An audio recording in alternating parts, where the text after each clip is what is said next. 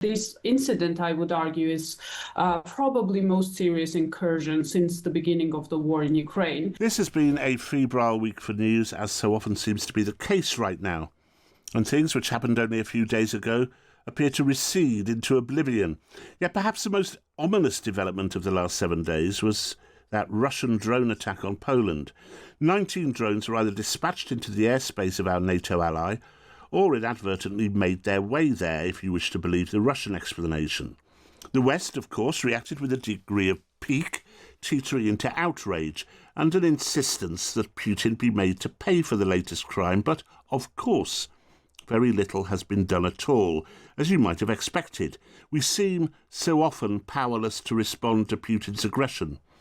Poland, meanwhile, has shifted 40,000 troops up to the border with Russian ally Belarus, where the two pariah countries are conducting war games. Well, I'm delighted to say I'm joined by Lord Howell, David Howell, formerly Cabinet Minister under Margaret Thatcher, former Chair of the House of Lords Committee on International Relations and Defence, and Natia Seskuria from the Royal United Services Institute. Welcome to both of you. Thanks very much for joining me.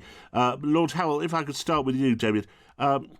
This was an escalation in the war and an escalation in the Russian aggression towards NATO countries, was it not?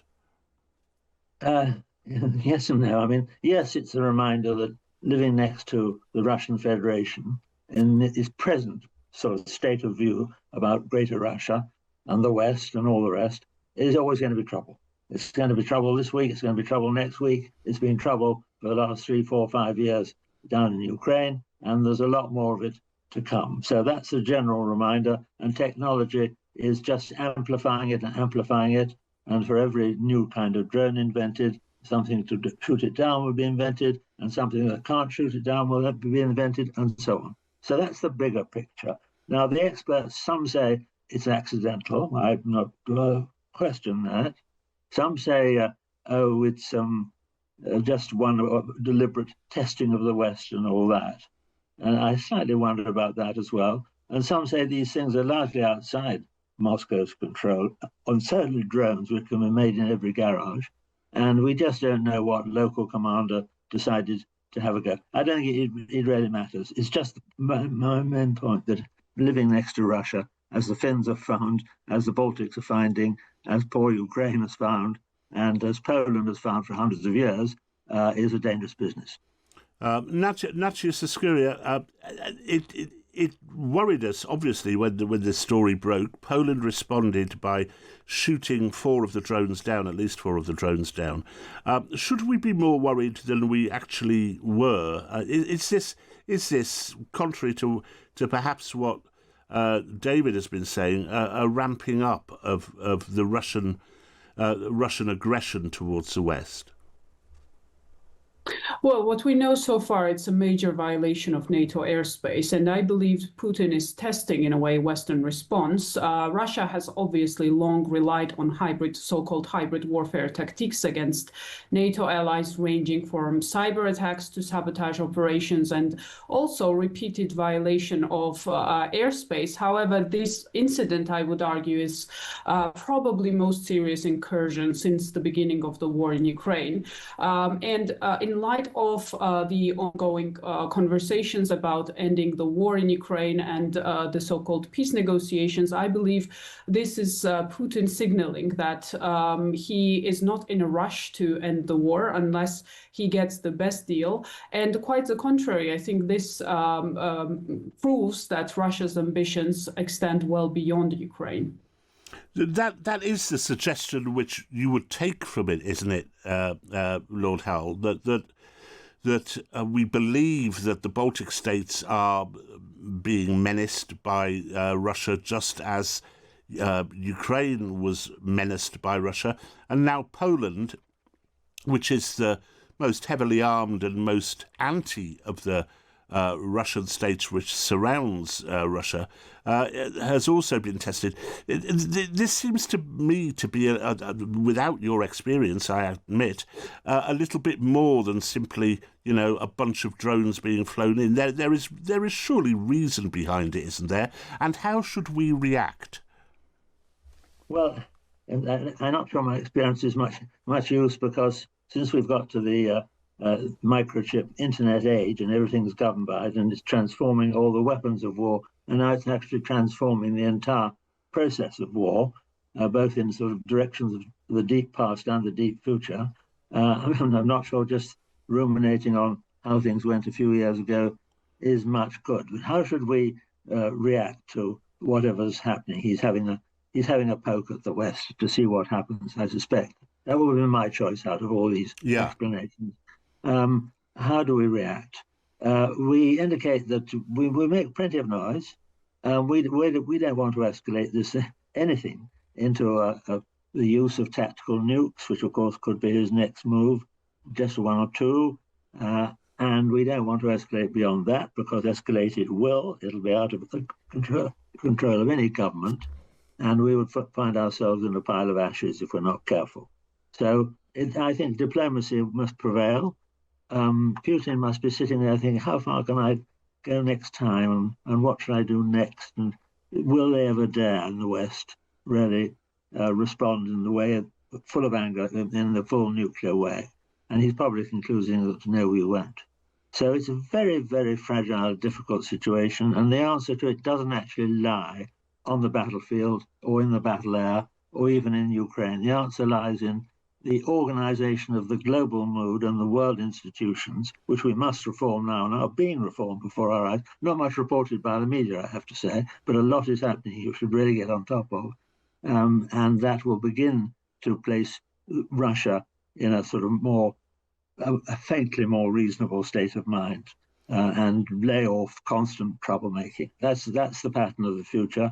It sounds a bit wet and soft and against, let's have a bash at them and fire rockets into Russia. Yes, I'm all for one or two surprises, and I bet you in the next week or two we get a lovely surprise out of Kiev as well, like the destruction of all the Russian bombers 3,000 miles away. Lovely.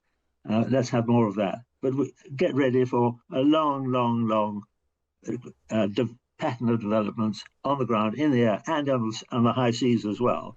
Get ready for it, because it's coming anyway.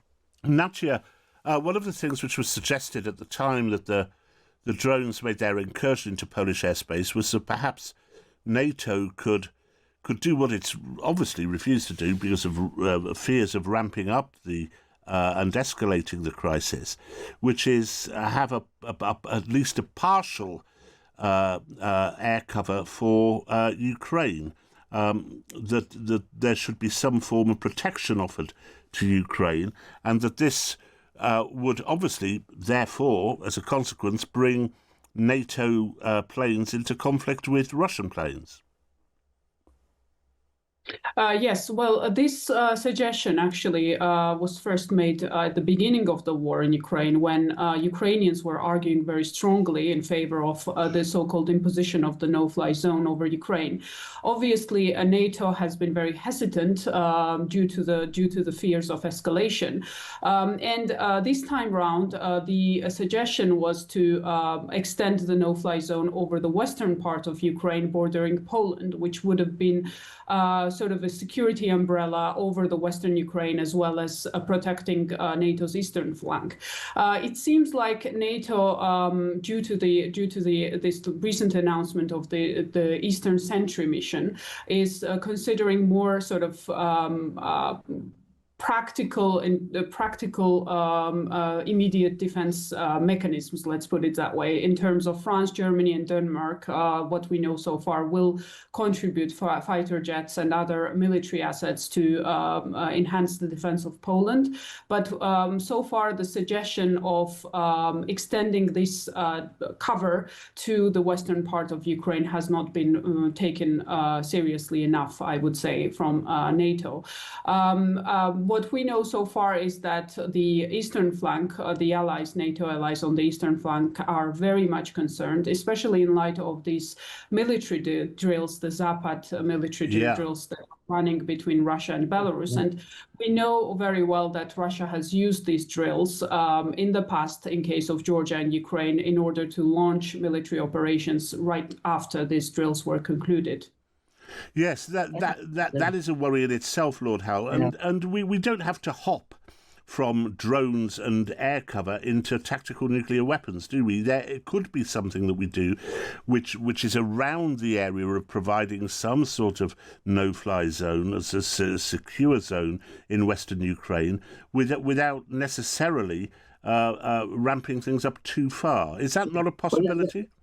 You're marvellous at opening completely new views of public affairs. So let me try something completely different on you. I mean, nobody has the least idea whether Russia is going to win. Of course, it won't, or Ukraine is going to push them all back. We really don't know. They've done a damn good job. But people do overlook, they say, oh, Russia's bound to win the end because Putin can just pour hundreds of thousands of young Russian boys into their slaughter in Ukraine and just overwhelmed by sheer numbers. It's not like that anymore. And I can't help noticing that there doesn't seem to be, in the Russian high command, any very intelligent generals. There's no sort of Russian Rommel around, or Russian Monty, or Alexander at all. Or even a Zhukov. Stupid mistakes, and have done so far, in seriatim. So, big mistakes can lead to big failures. So the assumed idea that Russia's bound to win inevitably, and there's bound to have to be some enormous deal to reward his totally illegal and unprovoked result, is one you need to think about very carefully. I think something big will happen which might change the pattern of all this on the ground. But meanwhile, I go back to the international institutions. We've got to invent a UN that isn't completely stymied by China and Russia. We've got to reinvent our world capitalist system, Bretton Woods and all that, all the things we cleverly did in 1945. And the Brits made a major contribution. That's where we should be pressing a lot of our intellectual and political efforts now. Excellent. Thank you ever so much. That's Lord Howell, David Howell, former chair of the House of Lords International Relations and Defence Committee, and Natia Seskuria from the Royal United Services Institute.